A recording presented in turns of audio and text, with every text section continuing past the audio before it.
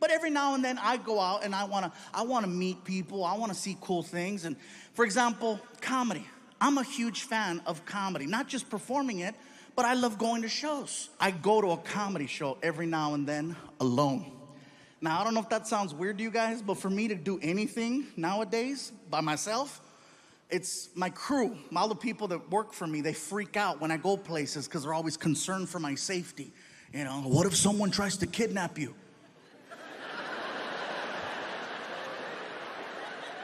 Well, they're gonna earn it. I got into a fight with some of my team members and I said, you know what, I'm going out. I bought myself a ticket and I went to go watch Chris Rock one night in concert. Now, I says, you know what? Maybe I can make my way backstage and I don't know, if I get lucky, maybe I'll say hi to him. I've always wanted to meet him. So I go to the side of the stage and I run into security and I said, hey. He looked at me and said, Fluffy! And when he did that, I said, hey, listen, I forgot my keys. I'll be right back. And the guy's like, yeah, keep going. Get your keys, get your keys, get your keys. I'm like, oh my God, that shit worked. Just like that, I snuck backstage at a Chris Rock concert. Once I was behind the curtain, I was in my element. I knew where everything was. I knew where the food was. I knew where the dressing rooms were, where the bathrooms were. I'm walking around with a soda. People are coming up to me. You know, we didn't know you were gonna be here. I got a call last minute. Looking for my keys. I says, you know what? I got this far. I'm gonna push it. I wanna meet him. I've always wanted to meet Chris Rock. It was not hard. Once I was back there, I just had to go to the dressing rooms. All I had to do was read the name on the door. I'm standing there in front of the door and I'm hyperventilating, just.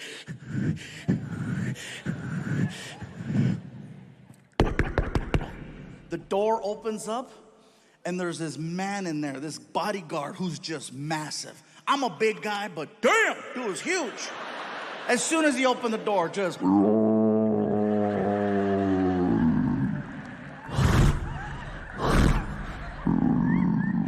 Welcome to Jurassic. Big! Grandote! And I'm standing there and I'm like, hi. And he's like, can I help you? Yes, my name is Gabriel. I'm a comedian and I wanted to see if I could say hi to Chris Rock, if that's possible. You say you're a comedian? Yes. Well, then you understand Chris is going over his material right now. He really ain't trying to talk to nobody. So I'll tell you what, player, if you want to come by after the show, you're more than welcome to. But right now, it's not a good time.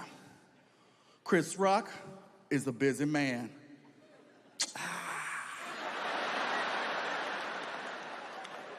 Can I wave? Excuse me? Can I wave? What you mean? Can I wave at Chris? I don't have to come in. Can I wave? Chris Rock is in the room. He can hear the stupid conversation that's taking place. I know this because I can hear Chris Rock in the background. What's going on? Who's at the door? Move out the way. Yo, Chris, I got this, man. I got this. Move! All right. And the guy stands to the side, and now I'm looking at Chris Rock. And he recognized me. And it freaked me out. Oh, yeah, it freaked me out. He's like, ah, shit. Look who it is. Look who it is. It's the king of the Mexicans.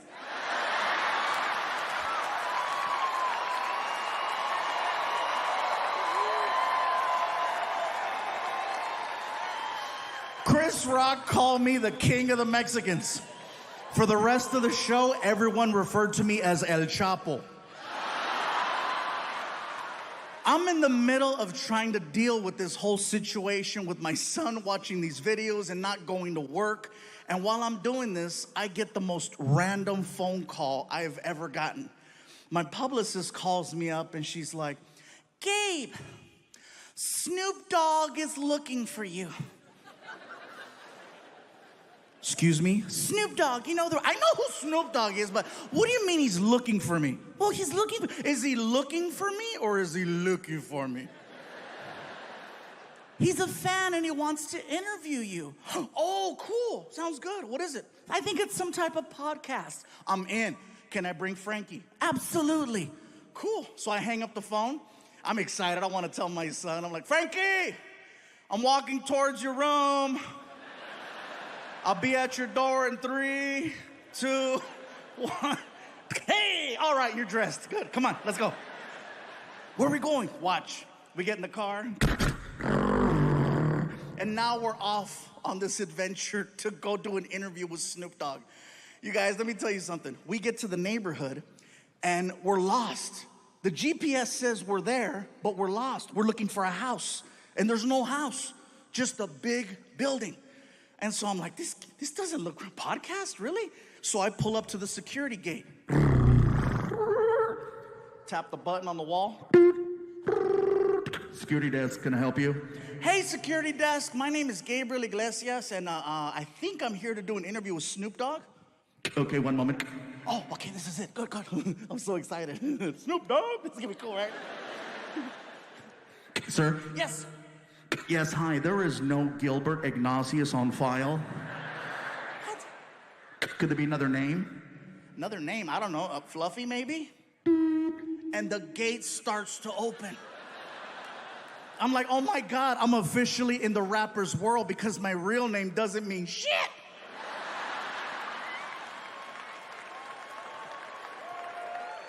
So we drive in. And we're passing all of these reserved parking spaces. Reserve, reserve, reserve, reserve. And we get to my space, which is basically an orange cone that has Fluffy handwritten on it. And a bunch of other names crossed off.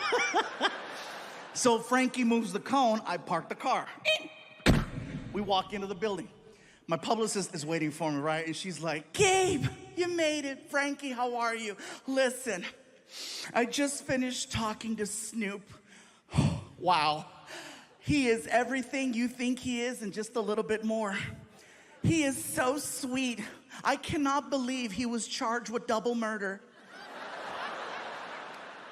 He told me to just walk you guys into the studio and he'll be right back. He said he had to go outside and get in the right headspace or something. Okay, cool.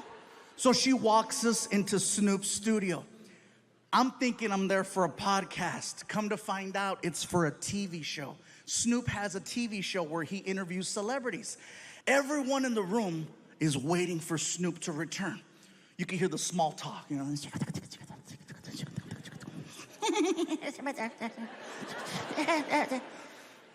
All of a sudden, everyone stands up. And I'm looking around like, what's going on?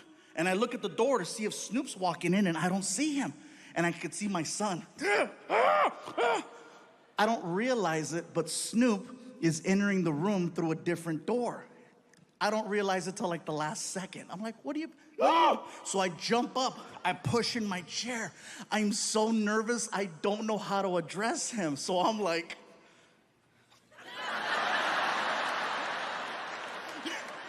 I felt stupid.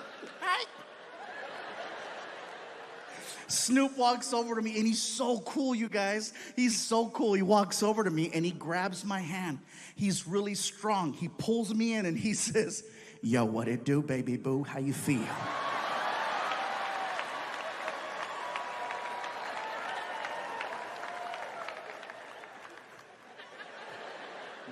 Thank you for having me. Yeah.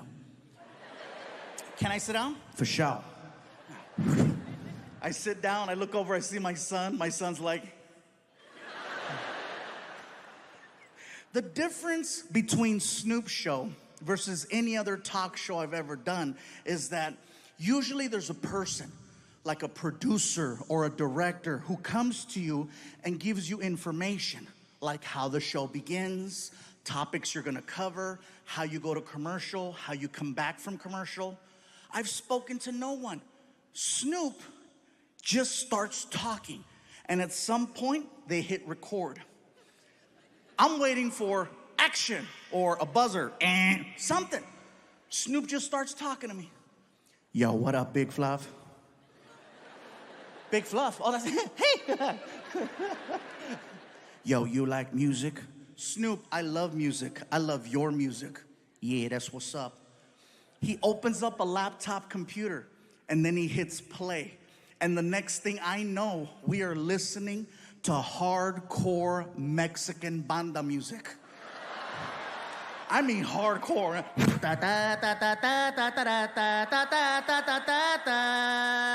And you can hear gunshots in the song.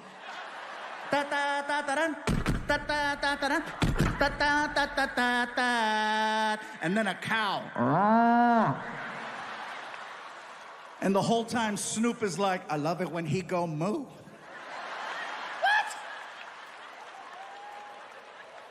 I feel like he's messing with me because I'm Mexican, right?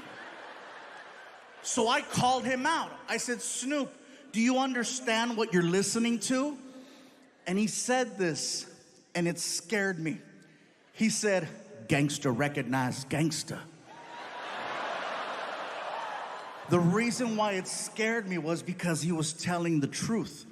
We were listening to actual Mexican cartel songs that don't play on the radio. And the fact that he knew that, the fact that his level of street knowledge in another language was that on point, I said, I gotta shut the hell up. Don't speak unless spoken to. That's the code. Next thing I know, Snoop reaches under the desk and he pulls out the biggest blunt I have ever seen. Oh, this sucker was huge. As soon as he pulled out that freaking blunt, I got excited because I wanted to grab my cell phone.